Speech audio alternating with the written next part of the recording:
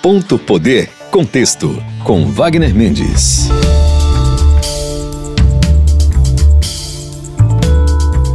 Estamos começando mais um Ponto Poder Contexto na sua Verdinha FM 92.5. Você também nos acompanha nas plataformas de áudio. Eu sou Wagner Mendes, editor e colunista do Ponto Poder, e hoje nós vamos receber a prefeita de Beberibe, Michele Queiroz, para uma entrevista aí em relação aos 100 primeiros dias de gestão.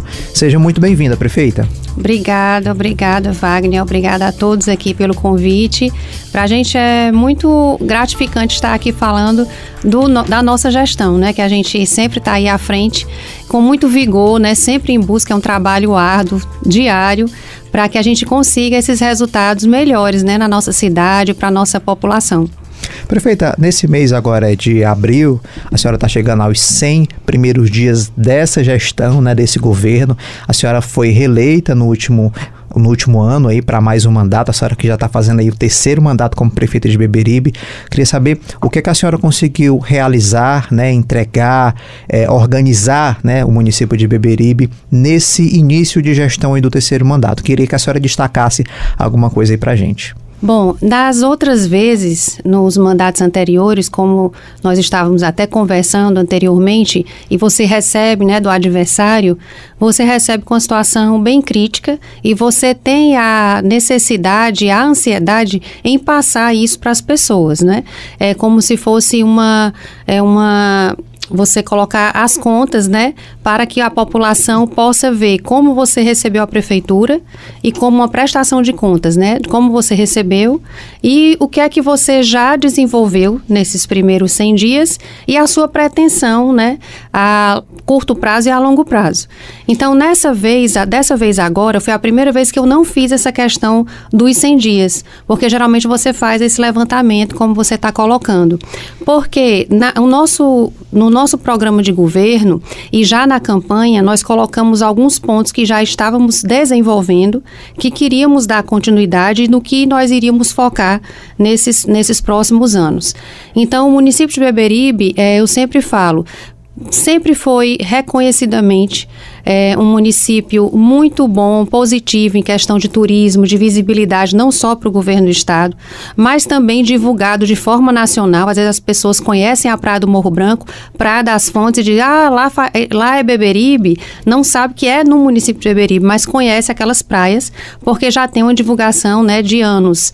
Mas que ela precisava realmente, nós precisávamos focar no cuidado, na infraestrutura dessas praias. Então nós vimos realmente ao longo dos anos um desenvolvimento de alguns municípios vizinhos e a gente precisava ter essa reestruturação como cidade para poder receber esses turistas. Quando falavam, Beberibe é uma cidade turística, vamos ver se fomenta o turismo, mas eu sempre pensava, como é que eu vou trabalhar, fomentar esse turismo e a cidade não está preparada para receber esse turismo. Então, a gente precisa se preparar primeiro, tornar ela uma cidade mais, vamos dizer, aprazível, uma cidade que é vista de cuidado, né, para as pessoas que estão na cidade, ver que está tendo um cuidado com ela, seja no portal da entrada que nós fizemos, nós não tínhamos assim, entrou em Beberibe uma referência por ser essa cidade turística, passa lá bugueiros, né? Passa as pessoas todas estão entrando no município. Eu tinha muito essa vontade de fazer, conseguimos fazer na gestão passada. Isso já foi um ponto positivo. E refazer pontos turísticos já também conhecidos há tempos, que é o Caminho das Falésias, né? As escadarias do Morro Branco. Então, ali são pontos que recebem muitos turistas, mas estava muito deixando a desejar. E aí nós fomos buscar esses convênios, né, com o governo do estado para reestruturar. E não só a questão do Morro Branco, mas a questão de outras vias. Então, nós víamos primeiro, temos que gerar emprego, porque o município hoje não pode ficar só dependendo do turismo. Então, existem os hotéis, pousadas, os bugueiros, os informantes turísticos, mas a gente precisa ver uma forma de gerar emprego. Então, esses 100 primeiros dias, por mais que eu tenha recebido de mim mesmo, né, como a gente estava falando, sempre tem essas mudanças. A gente pensa que vai ser uma continuidade tranquila, mas não. Você precisa realmente fazer ajustes que você viu que não estava funcionando muito bem e precisa se adequar também às condições políticas que foram traçadas no período da eleição. Então, você trouxe para perto pessoas que não estavam, né, ou pessoas que não estavam agregando antes e não irão continuar, ou outras que vieram a compor. Então, todas essas pessoas você tem que agregar. Então, querendo ou não, mexe realmente com a sua administração. Você precisa, nesse período, ir adequando isso. As secretarias que irão continuar, as secretarias que irão receber algum tipo de mudança, no que é que você vai precisar caminhar com mais celeridade que não estava caminhando antes. Então, essas questões dos 100 dias, eu acho que teve essa adequação, mas nada de mudança, vamos dizer, brusca. Mas eu acredito que direcionamentos, não é? Você como gestor, você precisa imprimir no seu governo uma certa celeridade, porque senão as coisas não acontecem. A gente fala assim 4 anos, mas 4 anos passa correndo. Quando você vê, já está terminando o seu mandato. E, infelizmente, com a questão pública, tudo é muito demorado. Então, quando você vai idealizar um projeto para fazer, você vai atrás do recurso, você vai atrás de fazer o projeto tem que ser aprovado, o projeto tem que ser licitado, a empresa que ganhou precisa ter compromisso de iniciar aquela obra. Porque muitas vezes a gente faz uma obra que a construtora assume, desiste, você tem que fazer tudo de novo. Então, existem outros fatores que não dependem só da sua vontade. E tudo isso é tempo. E cada governo é um governo diferente, né? Cada governo é um governo diferente. A cada cenário político, e aí quando a gente fala a nível estadual, a nível federal também, né, das relações, então acaba também interferindo nas entregas. Exatamente. Prefeito, eu queria que a senhora falasse um pouquinho sobre a questão das barracas, né, do Morro Branco. A senhora citou que Morro Branco, de fato, é um lugar belíssimo, né, que atrai muitos turistas, inclusive internacionais. Só que aquela questão ali sempre uma questão ali que não se resolve, né? Sim. Tem sempre uma polêmica em torno ali dos barraqueiros. Como é que a senhora está pensando? É possível resolver aquilo ali a curto prazo, a médio prazo? Como é que é aquilo dali, prefeito? Olha, para você ver, a questão da resolução para as situações públicas. Nós tivemos aí, né, acho que todos acompanharam, na Caucaia as praias também sendo destruídas. E lá foram construídos espigões, né, para poder conter esse avanço do mar. A meu ver, se tivéssemos na época tido esse apoio, não sei, para construir como solução a questão do espigão, talvez hoje aquelas barracas que estão hoje pudessem permanecer. Eu estou falando de uma forma leiga, não sei se isso realmente aconteceria. Mas eu vejo assim, porque o problema foi o mar, onde as barracas se encontram hoje. Então, se der uma maré cheia, destrói realmente as barracas, tudo, né? Como tivemos, acredito que 10 anos. Fizeram um termo de ajustamento de conduta para ficarem funcionando até então, procurassem outro local para poder ser deslocado. Então, eu saí da gestão em 2016, se passaram 4 anos, eu voltei e o mesmo problema permanece. Nesse tempo, avançou a questão do terreno para deslocar essas barracas. Precisava da autorização da SPU, porque Patrimônio da União, essa questão da praia, do território, mas foi concedido e aí nós estamos nesse tempo, nessa contagem de tempo para poder levar efetivamente as barracas para esse outro local. Só que precisava do investimento do projeto. Então conseguimos a metade do recurso do investimento junto ao Ministério do Turismo e aí nós estamos há 1 ano tentando aprovar esse projeto pela Caixa Econômica. Então, para você ver, em 1 ano esse projeto vai e volta. A burocracia. A burocracia. Né? Agora, por último, eu tive uma reunião com a Caixa Econômica que já disse que já ia finalizar e ia devolver esse projeto com análise. Cada vez que eles mandam algo para a gente refazer e devolve, passa um tempo e volta com outra coisa, né? E assim foi, mas me prometeram e falaram agora que já estão finalizando isso para que a gente possa licitar e iniciar. Iniciado isso, já é o momento, né, de se preparar para transferir essas barracas e ali hoje, pelo que está acordado com a SEMASSE, não vão poder permanecer mais nenhuma delas. Então nós temos esse compromisso que também não só eu sozinha que vou conseguir fazer, mas já foi um passo muito grande conseguir parte desse recurso para poder fazer a parte de infraestrutura para recebê-los, né?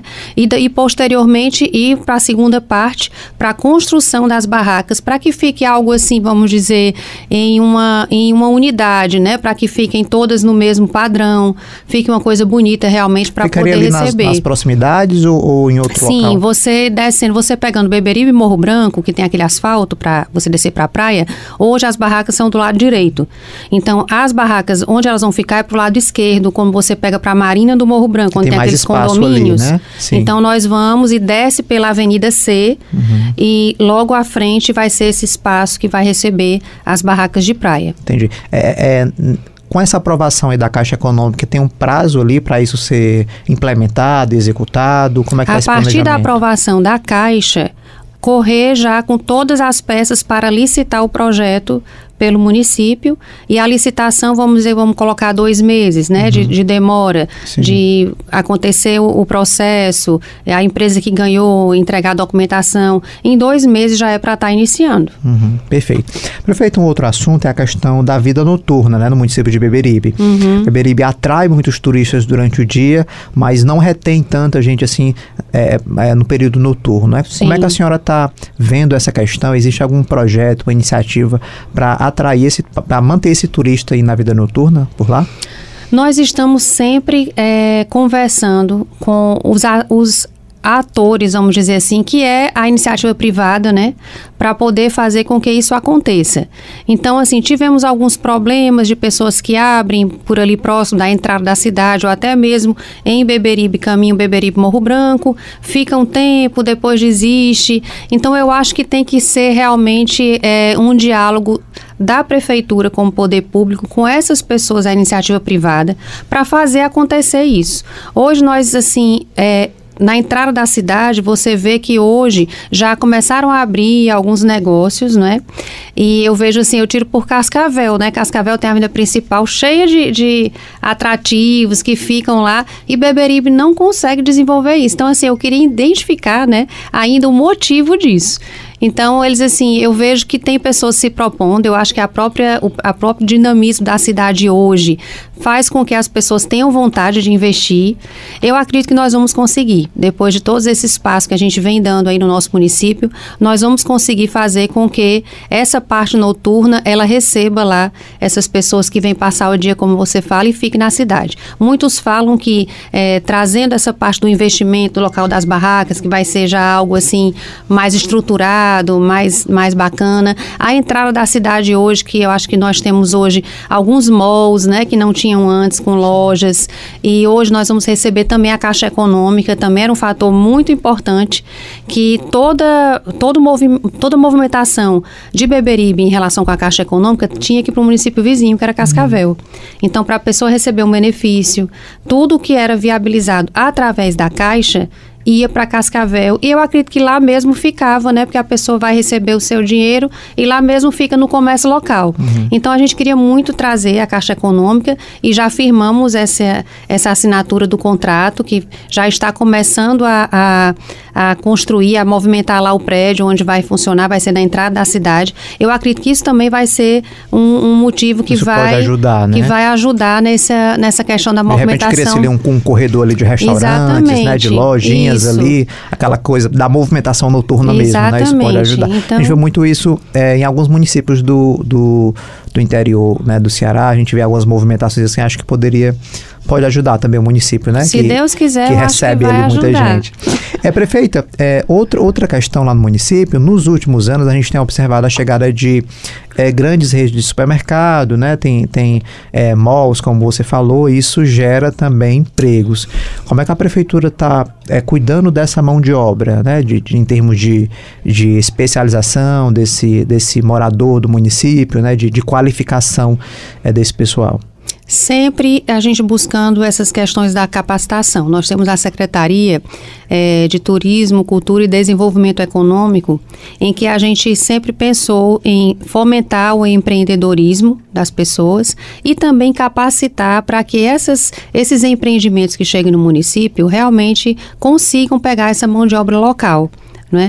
E assim a gente vem conseguindo. A partir do momento que as pessoas vão lá colocar aquele empreendimento no município, a gente já coloca isso, e não é só Beberibe, né? Eles sempre falam que é uma solicitação sempre do local que estão chegando, então procura realmente dar prioridade às pessoas que são. E hoje eu vejo isso, por exemplo, quando eu vou num supermercado ou no outro, a gente vê que os atendentes, as pessoas que estão lá, até na gerência, são pessoas locais. Então, com isso, a gente conseguiu realmente agregar essa mão de obra, e a gente está realmente assim com essas parcerias com a iniciativa privada também, que tem uma escola de educação privada que também está trazendo esses cursos profissionalizantes, e a prefeitura também é sempre em busca, seja por conta própria, com Senai, Senac, Sebrae, para que isso possa acontecer, e seja também com o governo do estado, que muitas vezes disponibiliza também alguns cursos e a gente leva por meio das nossas secretarias. Mas a gente tem ciência da importância disso, sabe? De permanecer aquelas pessoas ali no nosso município, seja para empreender ou mão de obra para os que estão chegando. A senhora tem ideia de quantos empregos foram gerados nessa questão da chegada das lojas, dos supermercados? A senhora tem esse levantamento? Me falaram que foram mais de 300 empregos, entendeu? De 300, 400 empregos, porque eles começam desde a construção, que também usou a mão de obra local. Eu participei até da inauguração de um que disse isso, né? Como toda essa questão da mão de obra, que para eles também é interessante que seja da cidade. É melhor até para funcionar os negócios, né? Perfeito. A senhora é aliada do governador Eumano de Freitas. Queria saber quais são as parcerias que o município tem desenvolvido com o governo do estado, o que é que já foi implementado, executado, o que ainda está no papel, mas que deve ser tirado do papel, né, nos próximos meses. O que é que a senhora pode apontar? Beberibe, a última vez que eu estive, na época da campanha para o governo, que eu estive com eles dois juntos, né, com o então governador Camilo e o candidato que era o Eumano, eu falei assim, do fundo do meu coração, eu gostaria, nesse momento, de estar solicitando outras coisas, mas passam os anos e a nossa solicitação vem por uma coisa tão básica assim, que é a estrada e água. Nós temos avançado muito com a questão hídrica, mas ainda temos muitas regiões que têm problema de água. E desde a minha primeira gestão, a gente visa muito isso, porque eu acho que uma das coisas é que você dá uma dignidade, né, àquelas famílias, você tirar elas do carro-pipa. Então, não ficar nessa dependência. E assim a gente vem fazendo, não só na primeira gestão, como nessa agora. Sistemas de abastecimento que é caro, porque você tem a questão de todo o cano, você tem maquinário, são sistemas lá, tudo é muito distante, é um município muito extenso, são 1.600 km², né? Eu faço divisa com Morada Nova, com Russas, então assim, a gente vai até a BR-116, né, que vai ser duplicada, graças a Deus, vai chegar até Boqueirão do Cesário, que é uma localidade nossa, mas que é muito caro. Então, toda a viabilidade de sistema... E o município é muito grande, né? Muito grande. Territorialmente. Às vezes dizem, nossa, Beberibe tem problema de água, tem Beberibe, tem sertão, né? Então, a gente vai com as cisternas, com os sistemas. Então, eu tenho vários projetos junto ao governo do estado para viabilizar esses sistemas de abastecimento. Sempre coloco isso, que é da importância disso para o governador. E também de estradas, né? De vias importantes que também já são nos solicitadas há muito tempo. Estamos aí finalizando a Estrada da Palmeira, que foram cerca de 7 quilômetros de pavimentação. Isso aí foi com o Ministério, foi o governo federal. Mas nós temos também 2 estradas importantes que também está lá. Recebi há pouco o ok do governador, né, naquelas reuniões que ele está fazendo com os prefeitos, que é uma estrada que vai de Beberibe para a localidade de Caetanos e também para Juazeiro. Então, são 2 vias muito importantes, porque Hoje a gente fica com a questão do maquinário tendo que passar nas estradas, porque depois do inverno piora, e não só no inverno, várias vezes durante o ano a gente tem que passar esse maquinário. Então eu acho que essa questão do deslocamento precisa desse investimento do governo federal. Estrada é muito caro, pavimentação, enfim. Então você vê mais ou menos uma média de 1 quilômetro, é quase cerca de 1 milhão, né? Então uma estrada de 3 quilômetros é 3 milhões de reais para você fazer, tirando assim por base, por uma média. Então, a gente precisa disso, do apoio do governo do estado, né, para que essas coisas aconteçam. Então, recebi dele o ok dessas 2 vias. A questão do alargamento de Beberibe para das Fontes é uma CE. Como construiu as antigas CEs, isso é muito estreita e já teve muitos acidentes. Então, às vezes as pessoas, atropelamento, porque não tem aquela via de você caminhar, o pedestre. Então, ou você fica na via caminhando, ou você vai para a areia e escuro. Então, à noite já teve vários atropelamentos. Então, nós pedimos dele também esse compromisso para alargar essa CE que vai de Beberibe até Praia das Fontes, que dá acesso a várias pousadas, hotéis que nós temos hoje, né? E outros empreendimentos que já estão se colocando a construir na Praia das Fontes, mas que precisam também desse melhor acesso para poder chegar. Então, acho que precisa justamente caminhar juntos para esse desenvolvimento do município acontecer. Uhum.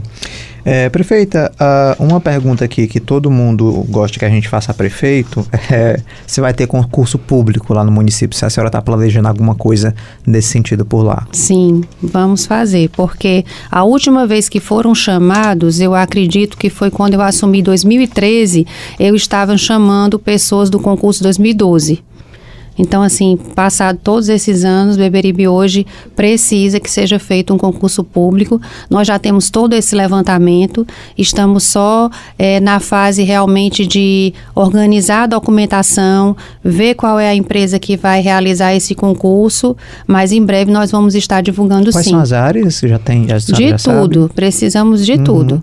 Na saúde, da parte de fiscalização, na parte da educação também. Educação a gente está fazendo levantamento, mas acredito que também vai precisar. Saúde, então, né? De tudo. Saúde para também. Esse ano ainda, prefeito? Eu acredito que sim. Acredito que no segundo semestre já vai dar para a gente soltar esse edital. Perfeito. Então fiquem atentos aí, né, às notícias aí de Beberibe. Prefeita, queria perguntar para a senhora sobre política, né? A senhora é do Progressistas e tudo, mas a senhora tem ali uma aproximação grande com o deputado federal Júnior Mano, que é do PSB, chegou no PSB agora. Ele está aí numa pré-campanha para o Senado. Queria saber se a senhora já conversou com ele ou com o próprio partido sobre esse assunto do Senado. Pois é, assim, eu, por mais que você pode nem acreditar, mas eu não cheguei a ele para perguntar e aí finalmente vai para quê, né? É deputado federal, é Senado, então eu ainda não tenho essa afirmação por parte dele. Eu só realmente acompanhei e venho acompanhando, né, que ele vem construindo essa questão para uma candidatura ao Senado. Eu acredito que depende de vários fatores, né, políticos também, que cabe a ele depois nos comunicar, mas estou no PP. Até então, ele hoje, como você falou, está chegando ao PSB e vem formando aí uma conjuntura política, né, com algumas pessoas que estão ligadas a ele, mas eu ainda não conversei com ele nesse quesito. Eu acredito que ele vai deixar para mais na frente para poder chamar os prefeitos, né, que o apoiam, para poder definir para onde vai ser a sua candidatura. Perfeito. Prefeito, muitíssimo obrigado pela disponibilidade de conversar conosco aqui no Ponto Poder Contexto, de falar um pouquinho do município, né, as expectativas, projetos e prioridades, né, para o município. Muito obrigado. Fica aqui um convite para a senhora voltar em uma outra oportunidade para falar das ações lá no município de Beberibe. Eu que agradeço e parabenizo abrir esse espaço para os prefeitos virem aqui falar um pouco, né, da sua construção, que é tão complicada, tão difícil. Às vezes a gente vê assim a demora e tem que ver o trabalho que é feito nos bastidores para que aquele acontecimento, né, aquela obra, aquele empreendimento, aquele equipamento seja construído no município ou trazido. Então, é um trabalho que a gente faz sempre, continuamente, e eu fico muito feliz e a forma também que fomos recebidas aqui pelo programa e me sinto aí envaidecida e estou à disposição para as próximas vezes estarmos aqui falando cada vez mais sobre o nosso Beberibe. Muito obrigado, prefeita. Vamos fazer aqui um rápido intervalo. Na volta a gente atualiza sobre a corrida eleitoral para as vagas de Senado aqui no Ceará. Olá, eu sou Jéssica Welma e venho te fazer um convite para acompanhar a live do Ponto Poder todas as quintas-feiras no YouTube do Diário do Nordeste. Você que gosta de discutir política, está sempre bem antenado, saiba que a gente tem muita discussão para te oferecer. Sua companhia lá vai ser muito bem-vinda, a gente te espera. Ponto Poder Contexto, com Wagner Mendes. Estamos de volta com o Ponto Poder Contexto aqui na Verdinha FM 92.5 e nas plataformas de áudio. Recebemos agora a editora do Ponto Poder, Jéssica Welma. Olá, Jéssica, seja bem-vinda. Olá, Wagner Mendes, um prazer estar por aqui. Jéssica, vamos falar aqui de corrida para o Senado, né? Parece que todo dia aparece um nome diferente aí, tá pior do que o vestibular quando eu fiz há 15 anos atrás, que era 20, 30 pessoas para uma vaga, né? No caso são 2 vagas, só 2, mas já tem gente aí aparecendo. Nos programas anteriores a gente acabou não tocando sobre bastidores, não falando sobre bastidores, mas há alguns dias atrás a gente publicou lá no Diário do Nordeste o campo de esquerda, essa ala do PT que tem a ex-prefeita Luiziane como liderança, lançou o nome da deputada federal como pré-candidata ao Senado. Mas, Jéssica, eu lhe pergunto, será que é uma candidatura para valer? Será que o campo acredita de fato na força da deputada interna dentro do partido, com convencimento ali das lideranças do governador Elmano de Freitas, do ministro Camilo Santana, de que ela realmente pode ser escolhida? Ou é mais um movimento de protesto ali de uma ex-prefeita que vem sofrendo ali derrotas dentro do partido nos últimos anos? Wagner, eu acho que a gente tem os 2 movimentos dentro do grupo. Claro que o campo de esquerda tem a Luiziane como uma das principais lideranças, Luiziane que tem um histórico de luta partidária de muitas décadas, é uma figura política que se coloca mesmo para essas disputas internas e a gente tem visto isso com mais intensidade mais recentemente, a Luiziane sendo protagonista de embates internos, assim, puxando ali uma ala dentro, né, de um grupo partidário. Então, acho que assim, o campo de esquerda que está ali apoiando acredita que exista um papel a ser desempenhado por esse pré-lançamento da candidatura da Luiziane. Agora, eu acho que isso não exclui também esse aspecto de ser um lançamento em protesto a toda a configuração que o PT tem tomado aí nos 2 últimos anos, principalmente, né, pós-eleição de 2022. Esse grupo da Luiziane tem se colocado dessa forma, não de agora, no sentido de questionar novas filiações, de questionar algumas decisões relacionadas ao governismo aqui no Estado. Então, acho que os 2 aspectos de ter, enfim, alguma fé ali de que a coisa possa acontecer estão no direito de acreditar nesse amplo debate, mas também entender que a Luiziane levanta questões que são representativas de algumas alas dentro do PT, que também, como ela, reverberam um descontentamento com os processos de até modernização, de novos nomes, de novas lideranças, de rearranjo de forças, de que tem mais poder. Então, é natural que isso aconteça e faz parte mesmo da vitalidade partidária, né? Pois é, quando a gente vê esse movimento de lançamento, né, Jéssica, da ex-prefeita como uma pré-candidata aí ao Senado, a gente vê que esse movimento ele parte do campo de esquerda, que foi um grupo ali que foi, vamos dizer assim, fundado, né, criado ainda num processo de maturação de candidatura à Prefeitura de Fortaleza no ano passado, e foi um grupo que se uniu fazendo críticas a novos petistas, né, que chegaram ali na ala do ministro Camilo Santana, na força dele com demais, com agrupamentos de até outros partidos, né, novos petistas chegaram e para constituir o partido e para tomar decisões dentro do partido.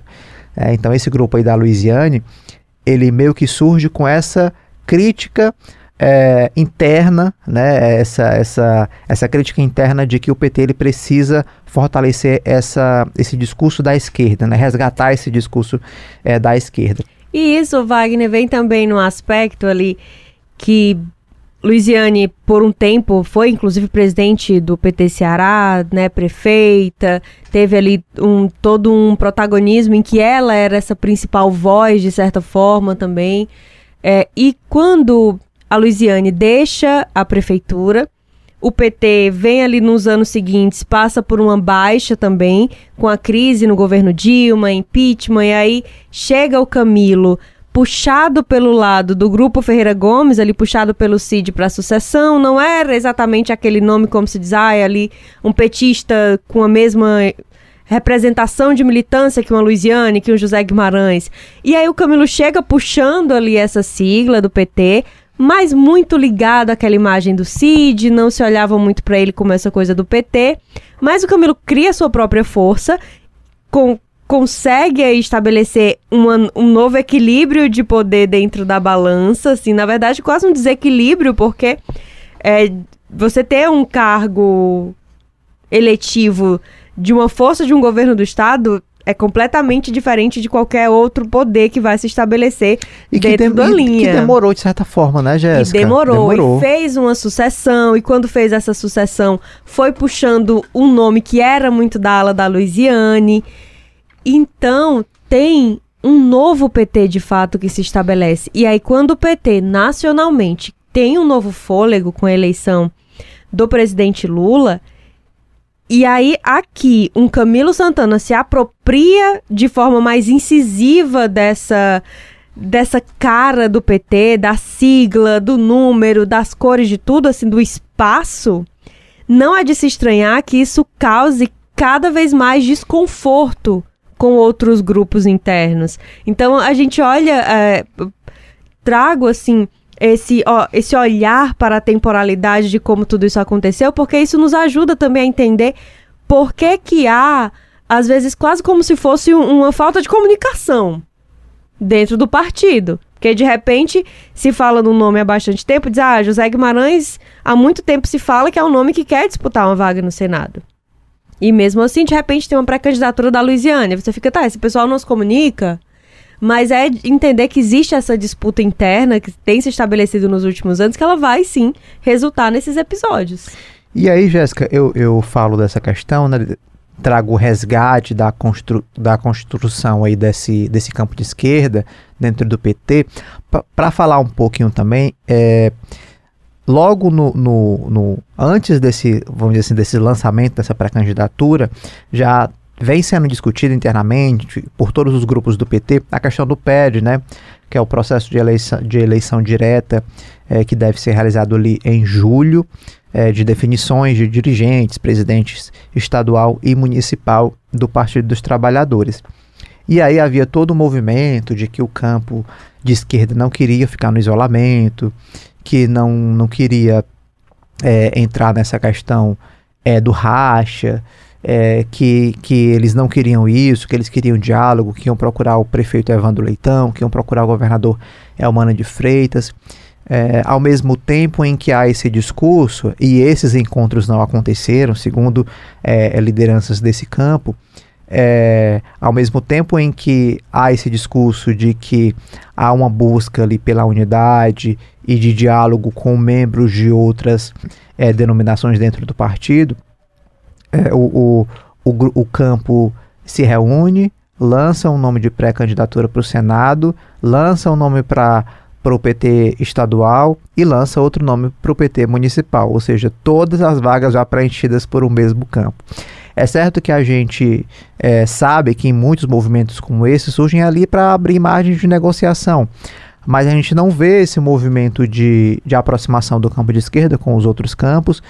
E essa questão do Senado ele ficou ainda mais evidente no momento em que o PT já tinha essa, vamos dizer assim, essa indicação, entre aspas, do José Guimarães como pré-candidato ao Senado, verbalizado inclusive pelo ministro Camilo Santana no aniversário do deputado federal há poucas semanas, mas já havia ali o nome colocado. Então vem o outro nome ali para disputar para causar aí mais vamos dizer assim, um embate interno, né? Mas eu já quero passar por uma outra questão, Jéssica, que é justamente a gente está falando aqui do José Guimarães, né? A gente vem falando do nome dele para o Senado, já tem o quê? 10 anos? Pelo menos, isso aí se a gente contar daquela vez em que ele quase foi o nome, que foi lá em 2014, né, quando Camilo disputou a sucessão do Cid. Antes de ser definido que era o Camilo, o acordo era que o Guimarães seria candidato ao Senado ali de última hora, e ele mesmo conta como é que foi essa articulação aí de madrugada, entre a boca da noite e a madrugada, e até um livro aqui da nossa literatura cearense, como tudo mudou e o candidato acabou sendo Mauro Filho, né, naquela disputa em que ele perdeu para o Tasso Gereissati. Pois é, e aí tem o Guimarães veio aqui, né, no Sistema Verdes Mares, deu uma entrevista aí para Live.poder, inclusive, né, Jéssica, quem quiser acompanhar, tem lá no YouTube a entrevista completa, e o Guimarães deixou recados muito claros ali, né, é um nome dentro do PT que tem influência, é o vice-presidente nacional do PT, comanda ali o campo democrático dentro do partido e diz com todas as letras que se o PT tiver um nome para o Senado, o nome é dele. Não tem nenhum, não tem nem outro. É o nome dele. Quem fala assim não é gago não, né, Jéssica? Rapaz, e assim, vamos olhar aí para os argumentos, né, Wagner, que ele trouxe embasando essa declaração de que não teria um outro nome dentro do PT. E alguns, sim, são, acho que bem emblemáticos e recados mesmo para as principais lideranças, como aí o ministro Camilo Santana, o governador Elmano de Freitas. Vou destacar 3. Um deles é quando o Guimarães tenta assim, tirar de vista qualquer desgaste ou ruído de comunicação com Camilo. Então, ele nega rumores de bastidor, de que haveria uma disputa interna e que Camilo não estava conversando aí com o Guimarães. Ele nega que isso esteja acontecendo. Ele declara publicamente, assim, reforça um alinhamento com Camilo Santana, como quem diz, olha, não, tô com Camilo. Então ele já marca esse território aí. O segundo é quando Guimarães começa a listar do que ele já teve que abrir mão, do que ele já teve assim que mobilizar em relação ao PT para sustentar o projeto político do partido no Estado. Então é nesse contexto que, por exemplo, ele vai falar de outras vezes em que já abriu mão de ser indicado. Ele cita esse caso do Senado, que a gente falou em 2014, ele faz uma menção também à própria escolha do Elmano como governador. Ele vai aí colocando momentos de que ele teve que deixar os próprios projetos de lado para poder sustentar planos e dando a entender que planos mesmo desse governo Camilo Santana, né? De todo esse período desse grupo liderado pelo ex-governador. Então, acho que esse aí é o segundo ponto, como quem diz, abrir mão bastante por vocês. E o terceiro é quando ele traz o argumento de que ele representa, ele está, assim, por trás dessa pretensa candidatura dele está o projeto nacional. É como que ele diz, olha, eu tenho o aval do Lula. Então aqui, tudo bem, estou reforçando a minha lealdade ao grupo político dominante dentro do PT aqui. Eu estou lembrando o que eu já fiz por esse grupo, mas eu ressalto que eu estou assegurado por forças que estão, digamos que, acima até desse grupo estadual. Então, assim, para mim nem é aquele caso de meia palavra basta, sabe? Eu acho que ele veio com palavra completa tentar demarcar esse espaço. Isso significa que vai facilitar a vida do Guimarães? Ou facilitar a vida do próprio grupo governista e resolver essas vagas? Não mesmo. Mas o recado foi dado. Pois é, o recado foi dado e ele falou ali, né, dos compromissos firmados com o Camilo Santana aí nos últimos anos. Ele meio que faz uma cobrança indireta ali, né? Agora é o momento de retribuir, né, tudo que eu fiz. E traz toda a influência que ele tem do PT nacional. Né? Vamos ver se isso vai ser suficiente, né, para que a candidatura dele seja confirmada aí para o ano que vem. Agora, a gente falou aqui do PT, né, Jéssica? Luiziane, Guimarães, mas aí tem vários nomes que a gente já vem citando aqui no Ponto Poder Contexto nos últimos episódios. A gente tem visto prefeitos falando aí do Júnior Mano, né, como um forte candidato. Também tem o Romeu Aldigueri, que foi citado, o presidente da Assembleia Legislativa, foi citado aí recentemente nos últimos dias como também um desses nomes que podem ser candidatos ao Senado. E agora, mais recente, o deputado Mauro Filho, deputado federal, que foi candidato ao Senado em 2014 e acabou sendo derrotado pelo Tasso Gereissati. Em meio a tantos nomes, Jéssica, na sua avaliação, quem é que tem se fortalecido, quem é que tem mostrado mais força aí, ultimamente? Eu sei que é difícil a gente, né, cravar um nome ou outro. O que o grupo governista tem dito é que a vaga do Cid está assegurada caso ele decida disputar a reeleição. Ele não disputando a reeleição, aí nenhuma vaga para o Senado estaria assegurada pela quantidade de nomes que tem na base aliada e pelos compromissos ali e de aliança que foram feitos ali com o ministro Camilo Santana. Mas como é que você vê esse movimento e do ponto de vista desses nomes da base, quem você vê ali com mais força, né, pelo menos a título de agora, né, de hoje? Wagner, isso tá, assim, uma loucura esse cenário, gente. Porque, vamos lá, é uma eleição que ainda tem bastante tempo até as coisas se assentarem. Tem um ano ainda, pelo menos, para as coisas começarem a tomar uma forma de fato de como vai ser a disputa. Nós já vimos na nossa história recente, muitas vezes, essa mudança de nome, mudança de preferência, então tem muita água para rolar. Mas uma coisa interessante também de a gente observar é que a gente está indo para uma eleição para o Senado em que a gente não tem um candidato, um nome com uma preferência, assim, como se fosse uma candidatura natural. Diferentemente do Camilo, ali em 2022, em que já era... E o Camilo chegando já como certo ali com aquela candidatura, isso mudou os planos tanto para a base como para a oposição. Se a gente vai para 4 anos antes, já se dava certo um Cid Gomes sendo candidato ao Senado, um Eunício Oliveira tentando a reeleição, inclusive porque era o presidente do Senado. Você lidava, por exemplo, como nomes como o próprio Eduardo Girão, ali como um outsider da política, e assim, acabou sendo meio que um azarão dentro daquela disputa em que se acreditava que estava resolvida. Então, esse cenário, ele tem tomado um desenho muito atípico, porque o Cid não dá certeza dessa reeleição, pelo contrário, tem colocado o nome do Júnior Mano no palco.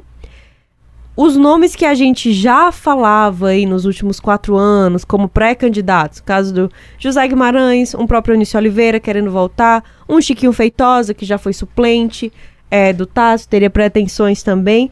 Esses nomes, nesse momento, eles não estão conseguindo demonstrar tanta força como se esperava, não estão conseguindo chegar com força, como outros nomes no mesmo formato chegaram em outras disputas.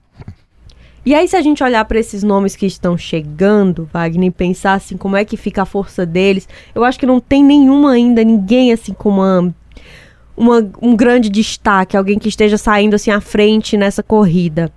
Mas eu diria que, por exemplo, para o Júnior Mano, esse lançamento pode ser... Sempre vai ter chances ali boas e ruins, gente, em qualquer coisa, mas vamos lá. Claro que uma das coisas que a gente tem ouvido muito nos bastidores é: quanto mais cedo você se coloca no palco, mais na mira você está. Então é fato que esses nomes, inclusive o próprio Júnior Mano, que é colocado no palco pelo Cid Gomes, é um nome que vai ficar sob risco, sob essa mira, mas é um nome também que vai se tornando mais conhecido à medida que é colocado no meio desse cenário. E quando o nome é colocado, você deixa que a base pense sobre ele. Então a gente escuta já nos bastidores alguns comentários sobre o Júnior Mano. Ele recebe os prefeitos, ele tem uma boa relação. Então, isso vai, no boca a boca, isso vai ganhando um espaço. Outros nomes estão sendo colocados mais recentemente, como o próprio caso do Romeu Aldigueri, do Mauro Filho, mas ainda sem isso reverberar de uma forma mais incisiva. Eu acho que até o do secretário da Casa Civil, Chagas Vieira, também o nome que apareceu aqui, apareceu ali, mas sem ainda, digamos assim, sem pelo menos um padrinho. Porque o Júnior Mano, eu acho que assim, dessa lista, nesse momento, eu destacaria, porque ele chega com um padrinho muito forte defendendo o nome dele. Então, aí é uma questão. José Guimarães teve o Camilo defendendo o nome dele lá em fevereiro, durante o aniversário? Teve. Mas os outros nomes que estão chegando aqui são nomes que estão circundando justamente Camilo Santana. E aí dá pra gente, nesse momento, dar tanta ênfase ao Camilo defender o nome do Guimarães assim? Se tem um Romeu Aldigueri, se tem um Mauro Filho, se tem um Chagas Vieira? Então, acho que, por enquanto, quem tá assim, um pouco melhor nesse cenário, considerando o apadrinhamento, aí seria o Júnior Mano. Tem aquela máxima, né, que o Camilo lançou na última campanha, é que tem todo o direito, né, de se colocar. Então, assim, se você pegar o Camilo hoje para entrevistar, certamente ele vai dizer novamente, né? Não, fulano aí tem todo o direito de se colocar, mas a gente vai analisar isso mais pra frente. A base tá levando bem ao pé da letra. No ano que vem. Todo mundo sentindo no direito de se colocar como pré-candidato. Daqui a pouco, Jéssica, eu ou você, a gente vai estar colocado também. Rapaz, não, obrigada, mas assim, ó, tô sentindo falta de nomes de mulheres, hein, ó, sempre muito nomes masculinos aí, né, e tem lá a senadora Augusta Brito hoje que é suplente, mas a gente não tem visto a base colocar mulheres também nessa disputa, então mulherada aí da política aproveitem, né, já que todo mundo pode se colocar. A oportunidade é essa, né, o momento é esse. Vamos fazer um intervalo, Jéssica? Na volta, a gente continua com Jéssica, viu? Conversando sobre o PT, né? Como é que as divisões internas do PT têm impactado os movimentos internos para a eleição aí do PED, que vai acontecer em julho deste ano. Voltamos já. Olá, eu sou Jéssica Welma e venho te fazer um convite para acompanhar a live do Ponto Poder todas as quintas-feiras no YouTube do Diário do Nordeste. Você que gosta de discutir política, está sempre bem antenado, saiba que a gente tem muita discussão para te oferecer. Sua companhia lá vai ser muito bem-vinda, a gente te espera. Você está ouvindo Ponto Poder Contexto. Estamos de volta com o Ponto Poder Contexto aqui na Verdinha FM 92.5 e nas plataformas de áudio. Continuamos conversando com a editora do Ponto Poder, Jéssica Welma. Jéssica, eu falei que a gente ia conversar aqui sobre o PT, né, e essas divisões, mas antes da gente tocar nesse assunto, também tem esse movimento da oposição para o Senado, né, tem alguns nomes estão já colocados, como o do pastor Alcides, que é o pai do André Fernandes.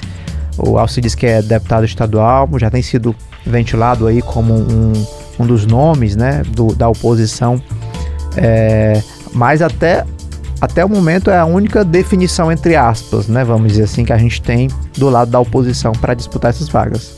Wagner, quando eu tava falando antes sobre essa eleição ser atípica no sentido de a gente não ter ninguém que chegue assim como uma candidatura natural, isso vale muito na oposição também, porque essa instabilidade da base governista em se definir vai também estender uma instabilidade para a oposição, porque cada um vai ali ajustar as suas estratégias. Esse nome do pastor Alcides, já levantado pelo ex-presidente Jair Bolsonaro, pastor Alcides, né, que é deputado, inclusive passou aí a estrelar a campanha do PL nas TVs, depois dessa fala do ex-presidente. Agora, há outros nomes e muitas dúvidas ainda em relação à oposição. Quando, logo após a eleição de 2024, quando a gente entrevistou no Ponto Poder Capitão Wagner e Roberto Cláudio, nenhum dos dois, assim, dava como encaminhamentos definidos para onde que poderiam ir. Então era uma coisa meio que estava aberto para disputar Senado, para disputar vaga de deputado federal ou para disputar o governo. Então tem uma acomodação que precisa ainda ser definida dentro da oposição, que passa por uma etapa anterior, que é a própria questão da aliança.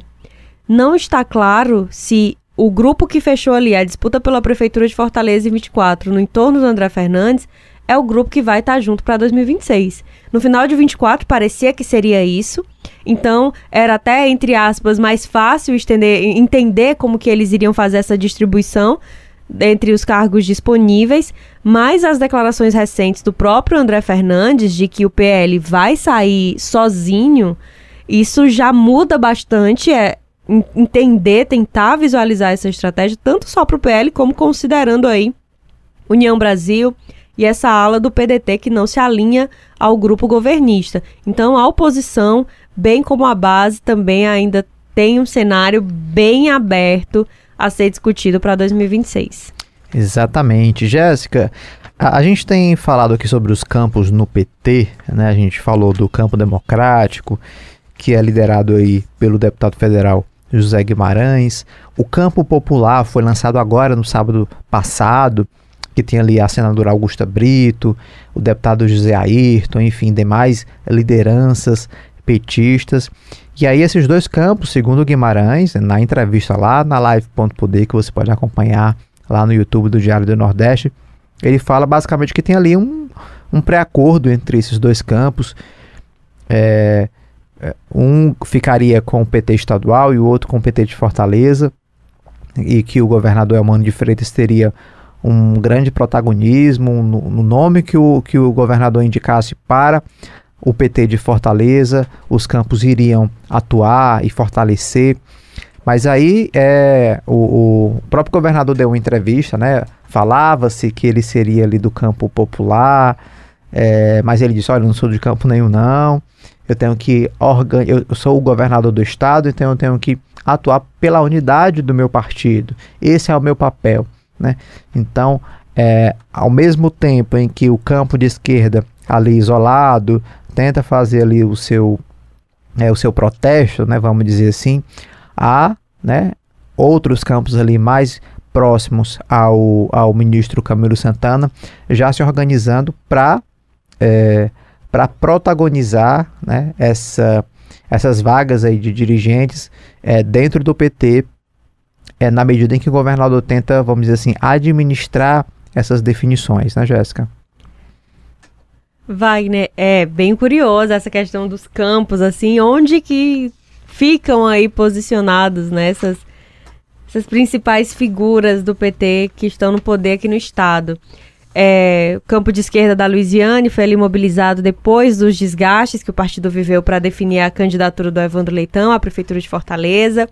Um grupo que surgiu justamente naquilo que você já tinha falado, sobre essa cobrança de fazer meio que até uma autocrítica sobre que esquerda é essa, porque é um campo de esquerda dentro de um partido que já se coloca dentro de um espectro de esquerda, sabe? Então já vem aí com essa alfinetada, o campo democrático do Guimarães bastante tradicional. E esse campo popular, que ele reúne justamente alguns nomes que hoje estão muito próximos do governismo. Você tem aí o Guilherme Sampaio, que hoje é líder do governo, foi um nome muito próximo da campanha do Evandro, também estava na coordenação. Você tem outros nomes, assim, mais recém-chegados nesse protagonismo, como a própria senadora Augusta Brito, a Janaína Farias, que hoje é prefeita lá de Crateús, e um nome muito ligado ao ex-governador Camilo Santana. Então você tem o Julinho, deputado, também ali, né, recém-chegado ao PT, de eleições mais recentes. Não à toa... É justamente esse grupo que chegou mais recente, né, Jéssica? É bem esse grupo mais... No máximo 2 anos que tá ali tipo, no um grupo. Guilherme Sampaio não, assim, claro, um José Ayrton, né, também não, assim, é um outro caso, mas tem ali, né, vai puxar alguns nomes que chegaram recentemente. Então não é de se estranhar que se crie essa relação de que esse é o grupo mais próximo do Elmano e do Camilo. Tô lembrando aqui do Antônio Carlos, que é ex-deputado estadual, que foi líder ali do governo Camilo, né? Era o nome próximo ali da Luiziane. E aí ele também está integrando o campo popular, né? Ele que também passou a fazer parte do governo Elmano, não é outro nome que teve essa proximidade de integrar o próprio governo, como a Acrisio Sena, que hoje é deputado suplente também. Né? Cometi um erro aqui, eu falei que o Antônio Carlos tinha sido líder do Camilo, mas ele foi líder do Cid. Do Cid Gomes. É verdade, Cid Gomes ainda Então, assim, mesmo que Camilo e Elmano não falem, ou que falem que não integram esse grupo, mas os nomes que hoje estão mais próximos deles estão nesse campo. Então, assim, não é de se estranhar, as pessoas vão acabar fazendo essa correlação.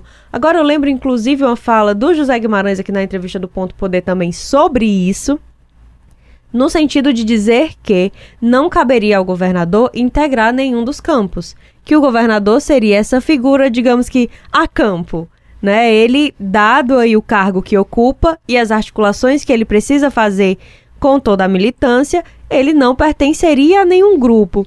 Agora vai seguir tendo aí esse ruído em relação às proximidades, sabe? Eu acho que não vai ter muito jeito de se resolver isso aí não e afastar completamente uma imagem de Camilo e de Elmano próximo a esse campo popular.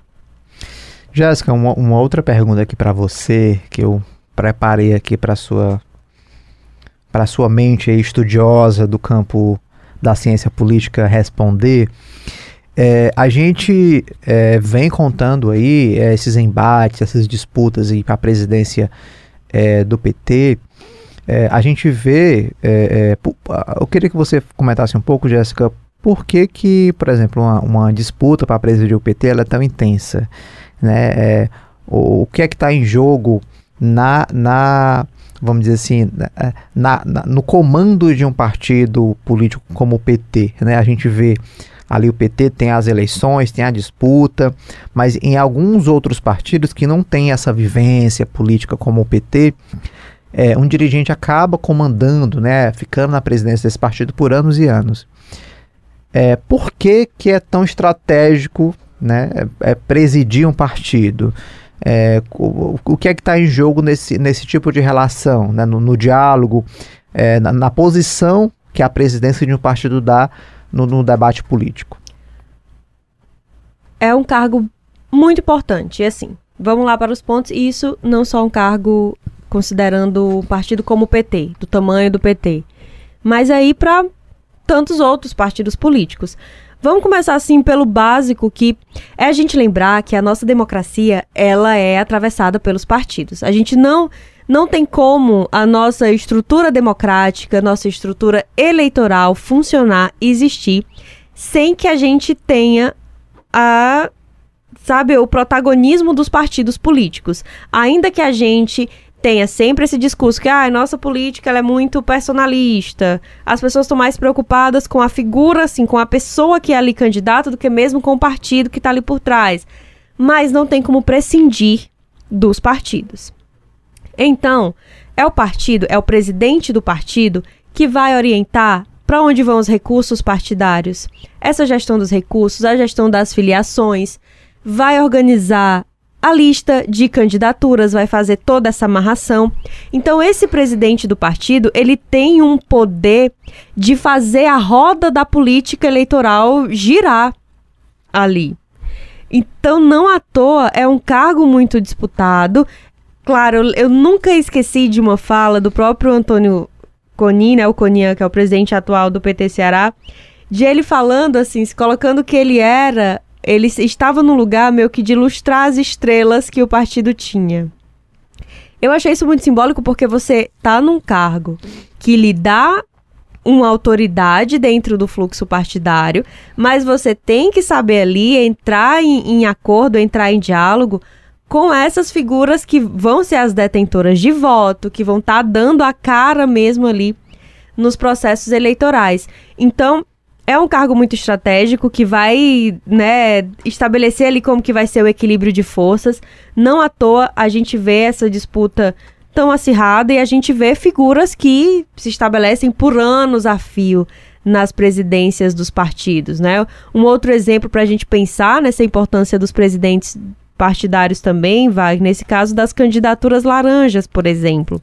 Uma grande discussão que existe é que hoje você tem o precedente de penalizar toda a chapa de vereadores que foi eleita, se for detectado que o partido fraudou alguma candidatura ali, fraudou a inserção de alguma mulher ali naquela lista, mas não tem uma penalização que recaia diretamente sobre o dirigente partidário, sendo que o dirigente partidário, ele teoricamente é a pessoa que autoriza, que acompanha, que fiscaliza recurso enviado, que fiscaliza que a candidatura está sendo colocada ali de uma forma de acordo com a lei, que está tudo correto. Então, a gente precisa olhar com mais atenção para essas direções dos partidos e também para os partidos, porque eles estão aí bem no centro do funcionamento da nossa política. Pois é, e agora não falando só do PT, mas de partidos em geral, a gente vê uma figura aí de dirigente, de presidente, em muitas situações até definidoras, né, de algumas decisões, por exemplo, de dar legenda ou não a um nome para sair candidato a deputado. Quando vai definir a lista ela tem um limite de pessoas que podem ser candidatas, de acordo com as vagas que estão sendo disputadas ali para aquele cargo. Então vai ter gente que vai ficar de fora. Quem é que vai decidir isso? É recurso partidário, né, dinheiro, para onde vai esse dinheiro de investimento em campanha. Então, realmente é estratégico, né, Jéssica? É um cargo muito, muito influente que ele pode determinar ali qual é o grupo que vai se fortalecer, qual é o grupo dentro do partido que vai se enfraquecer. E aí é preciso ter muito jogo de cintura para essa definição, né, de quem vai comandar esse partido por esse período. E Wagner, vale a gente lembrar também um caso bem emblemático aqui no Ceará, é o próprio PL, que era um partido que tinha uma orientação ideológica, de certa forma, era um partido ali muito governista, que tinha o Acilon Gonçalves, né, ex-prefeito do Eusébio à frente há bastante tempo, até que, com a filiação do ex-presidente Jair Bolsonaro e toda uma mudança de ideologia interna do partido, o Acilon ficou enfraquecido, não conseguiu comandar como ele comandava antes e perdeu esse espaço de direção para um bolsonarista raiz aqui no estado, que é o caso do hoje deputado estadual Carmelo Neto. É isso, meu povo, a gente está chegando ao final do nosso programa hoje. Agradecer aqui a participação da Jéssica, que entra de férias, vai nos deixar aí por 2 semanas, Jéssica? 2 semanas de férias, que vocês ficaram, claro, muito bem acompanhados de Wagner Mendes e a equipe do Ponto Poder, que é todo mundo muito afiado. Já sai assim, a gente contando os dias, né, pra voltar, porque... Eu não, tá? Mas assim, tudo bem. Eu entendo que os companheiros fiquem, né, com saudade aqui dos comentários políticos, mas eu voltarei tão logo. Eu e toda a equipe. Jéssica, até a volta então. Lembrando que você pode compartilhar o nosso programa, né, através das plataformas de áudio como Spotify, Deezer e Google Podcast. É só pesquisar lá na aba de pesquisa Ponto Poder. Apresentação e produção Wagner Mendes, áudio e sonoplastia Cícero Torres e Thiago Souza, apoio técnico Samuel Macedo. Até o próximo sábado.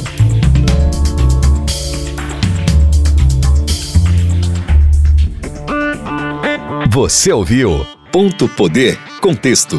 De volta na próxima semana.